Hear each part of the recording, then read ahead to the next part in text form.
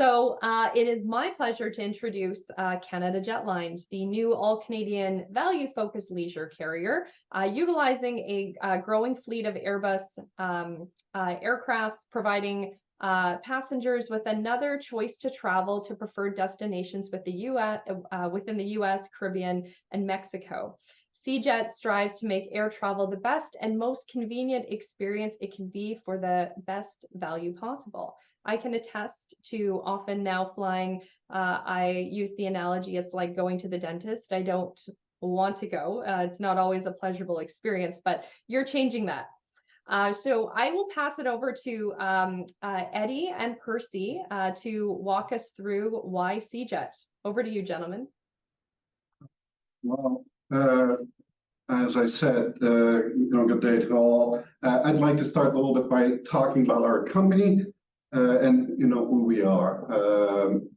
We are a leisure-focused airline, providing value and a big focus on the customer experience. Flying to leisure destination, as you mentioned, our first destinations were Las Vegas and Cancun. We are adding this fall Montego Bay and Orlando.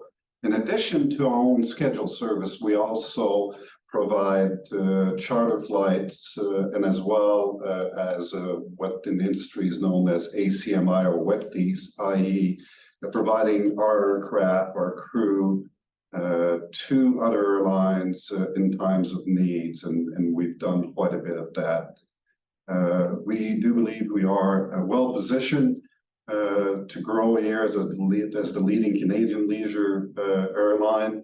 There's been change in the industry. Recently, Sunwing was acquired by WestJet, and we do believe it will leave an opportunity here in the market for a new Canadian leisure airline offering choices not only to customer but for tour operators also. So if we could move to the next slide, please.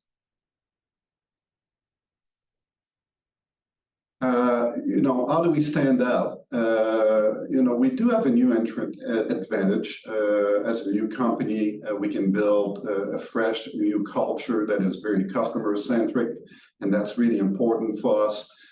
We are starting an airline without all the debt that was accumulated by established airlines during the pandemic.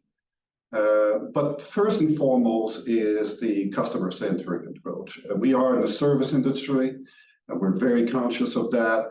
And we're very conscious that the frontline employees, as you see in the picture, they are the brand. And we spend a lot of time recruiting and talking to our frontline employees, making them understand the importance that they play in the service industry.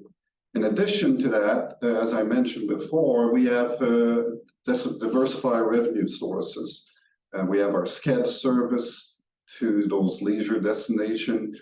We do carry did a lot of charter flights, and we will continue to do that, whether it's for large companies having incentive flights for their employees. We sign up 3 CFL teams for their away games, or cruise line that we've done this summer flying from New York to Greenland. Next slide, please. All right, let me talk to you a little bit about the leadership team. Always important. Myself, over 40 years experience in the airline industry. I started in the Air Force, in the Canadian Air Force as a pilot, and then about 30 years at Air Canada. After I retired from Air Canada, I went to Vietnam, where as Deputy CEO, I helped start a brand new airline that we grew to 25 airplanes in 1 year. Everything moves fast in Asia. And then moved back to Canada and started Canada Jetlines. I just started flying a year ago, actually, last September. With me is Percy, and Percy, you can talk a little bit about your experience. I was with being in the airline industry for more than 25 years. I was at Sunring, VP of Finance for 10 years. And before that at Sky Service, been in the industry for long. I've seen a lot of things, and this is a perfect opportunity at Canada Jetlines to start this new airline and grow the revenue and be strategic here. And and the same can be said about our chief operation officer. Lots of experience in the airline industry. Same thing for the head of our commercial department and most of our directors. So, having been in the industry so long, we do have a lot of an extensive network that we're able to leverage and attract very experienced people. Second part is Jetline Vacation, which will be our tour operator, and that's an important part of our strategy. The tour operator not only allows us to bring additional revenue streams through packaging, ability to package hotel and flights or cruise and flights, etc., but also allows us by bundling all this together to offer great value to our customer. And we're about to launch Jetlines Vacation here in the next couple of weeks. Our fleet expansion is an important part of our strategy. We have selected an Airbus 320. You see the airplane on the picture. Very good safety record and offer great customer comfort. In addition to that, we have quite a high utilization rate for our airplanes. We did make an announcement over the summer. For example, we had 2 airplanes. The third airplane came in August. With 2 airplanes, we were getting over 300 hours. We flew 622 hours in July. That's over 300 hours per aircraft, and about 736 hours in August with, like I said, almost a third airplane for the entire month, but not quite. If we can move to the next slide, please. Growth outlook. We have a disciplined route expansion.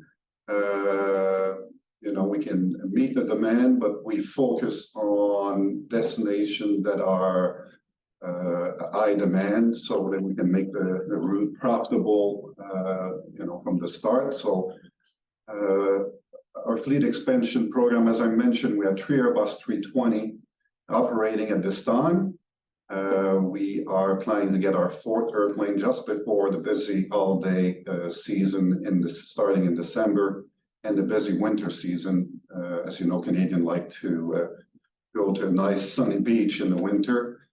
And by the end of 2025, so by December 2025, our plan is to have 15 airplanes.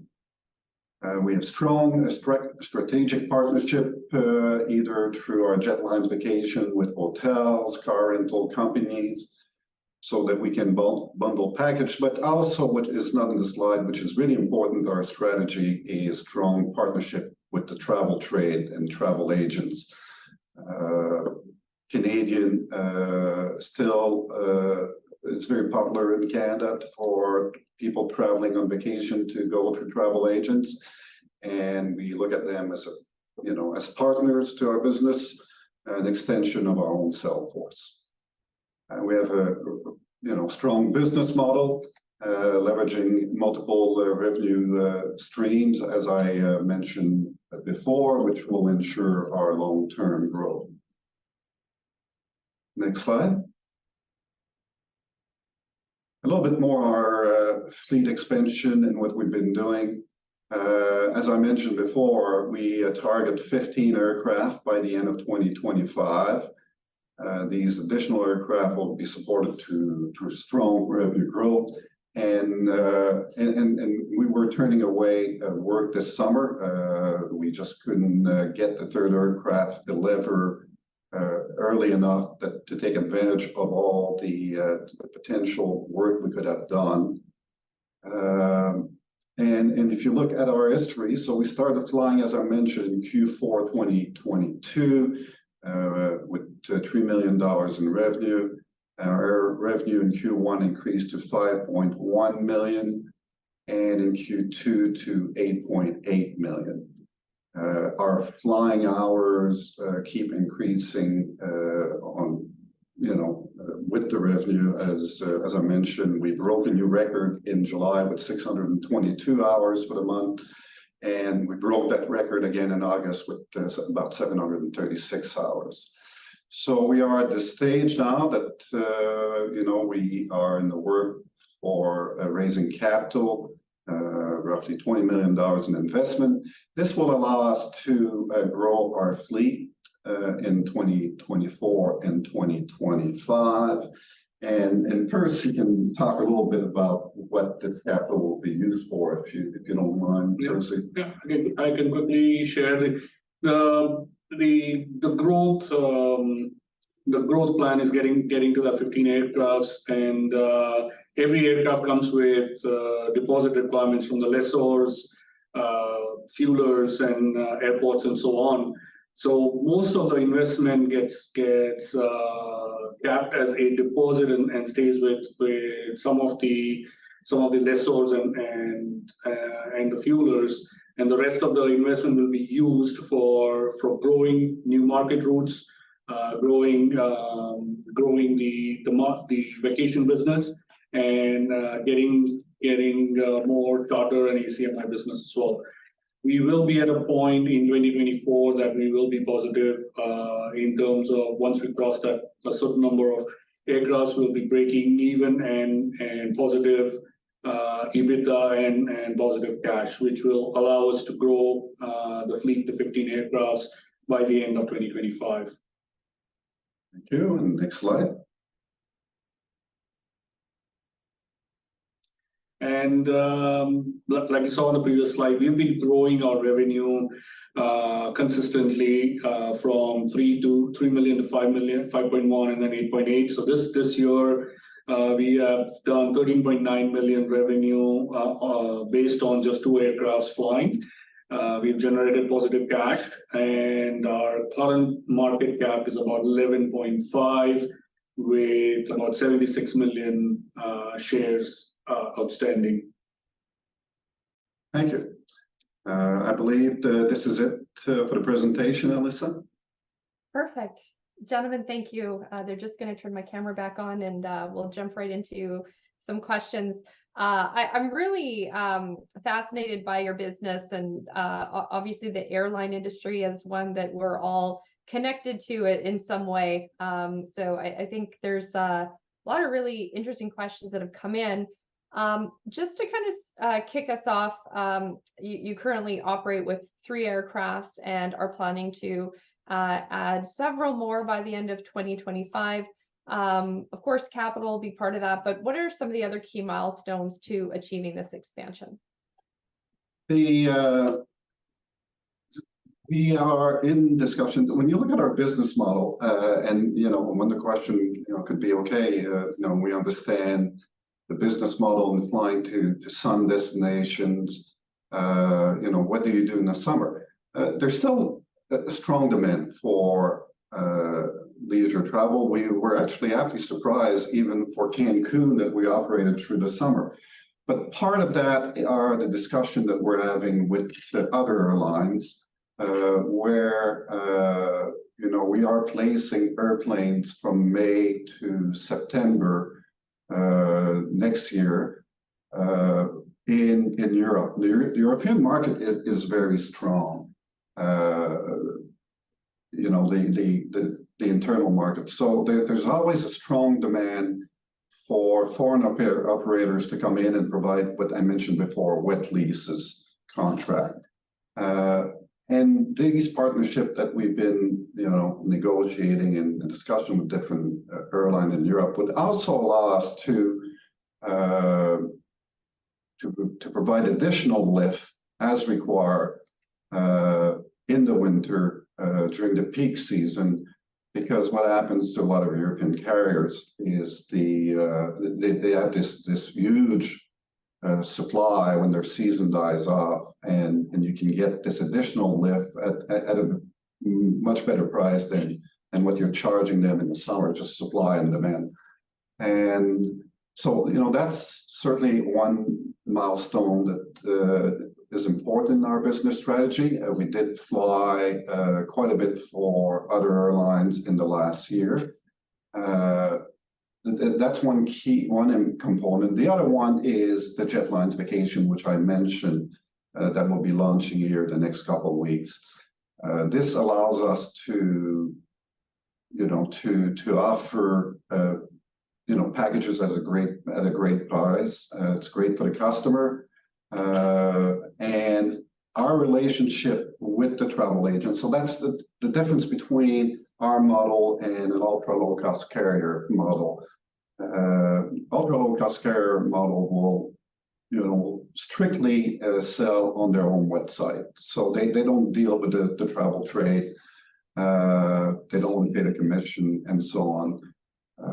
For us to work with them and have this Jetlines vacation, to be able to bundle the package, to be able to distribute on the right software that all the travel agents use, especially Canadian, that's really important, and that's the milestone that we'll be crossing here in the next 2 weeks.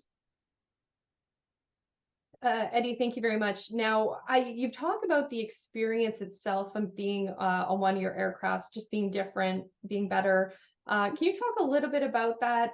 What can a traveler expect on one of your flights? Yes. Well, let me give you a little bit of background. I've worked in the Canadian airline industry for many, many years, as I mentioned, and then I went to Asia. And throughout my career, I think what stands out is building the right culture, right? Understanding that you are in the service industry, not in the transport industry. And building that culture where the entire management team, from the top down to the bottom, has a focus on the customer experience is really important. And we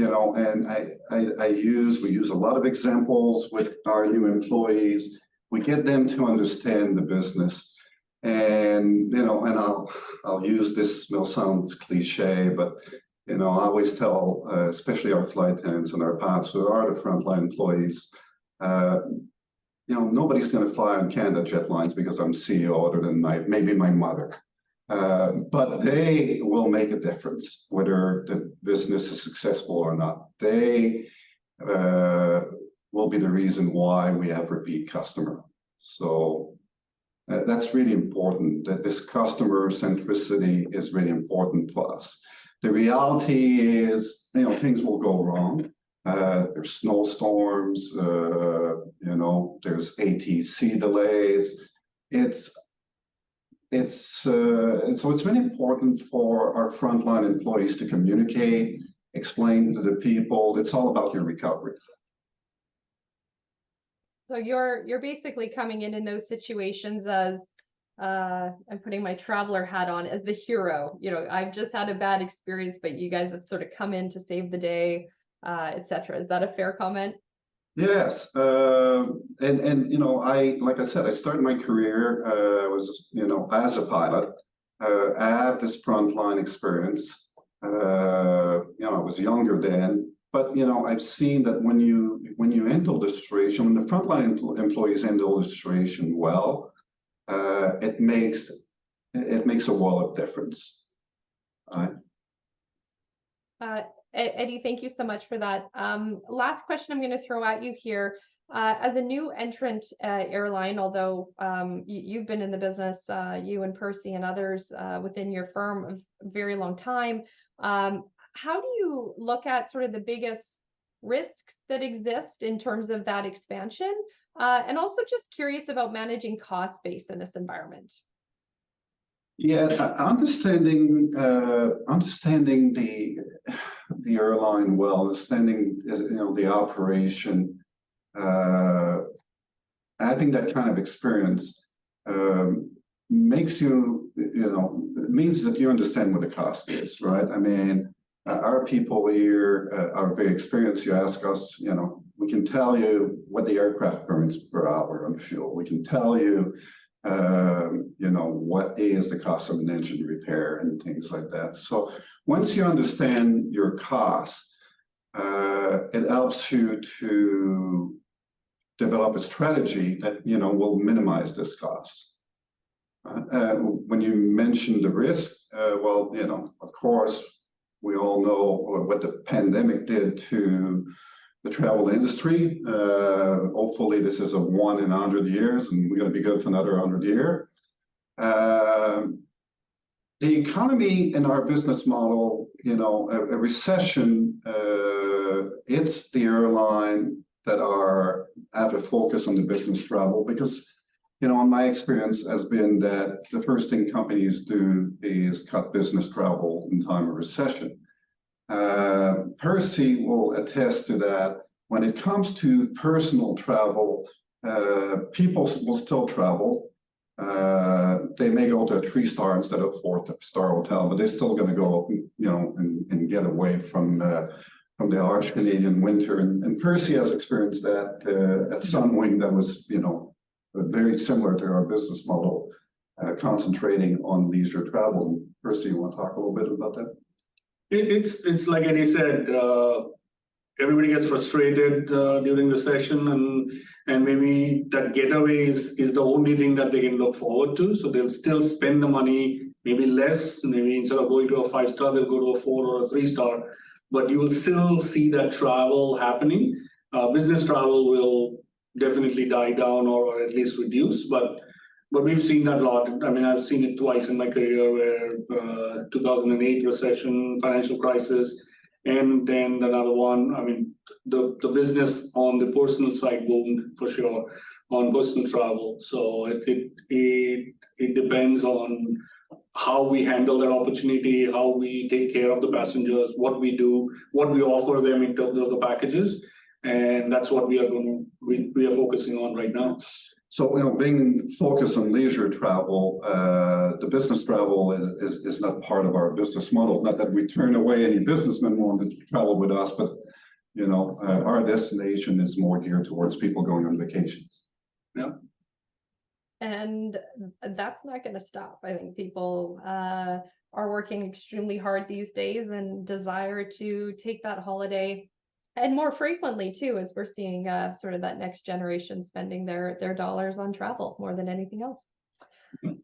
Gentlemen, it has been an absolute pleasure. I have enjoyed every bit of working with you guys to date. Really encourage anyone who is in the Toronto area, if you'd like to come visit or even see one of the aircrafts, we can make those arrangements. Eddie and Percy will be with us in all 4 cities that we'll be traveling through shortly. So you'll have a chance to meet them in person there. Please be sure to add CJET on CIBO Exchange. CIBO is still using the ticker NEO, N-E-O. So NEO, CJET, add it to your watch list and follow along as these guys continue to grow. Thank you, gentlemen. Thank you. Have a good day.